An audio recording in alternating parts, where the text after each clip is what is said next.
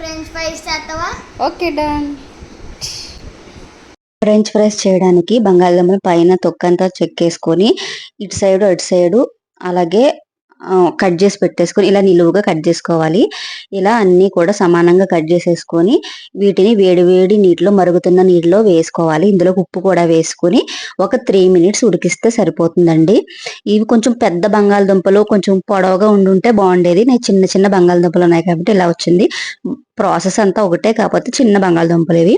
ఈ 3 మినిట్స్ ఉడికిన తర్వాత ఇలా టిష్యూ పేపర్ మీద వేసుకొని ఈ తడంతా ఆరే వరకు ఇలా టిష్యూ పేపర్ తో తుడుచుకోవాలి. తర్వాత మరుగుతున్న ఆయిల్లో ఫ్రై చేసుకొని పక్కన పెట్టుకోవాలి. తర్వాత మీరు ఇందులో కొంచెం కార్న్‌ఫ్లోర్ కూడా వేసుకుని కలుపుకొని ఫ్రై చేసుకుంటే అవి కొంచెం క్రిస్పీగా వస్తాయి. నార్మల్ గా కూడా ఫ్రై చేసుకోవచ్చు. అందుకే 2 రకాలుగా చూపించాను.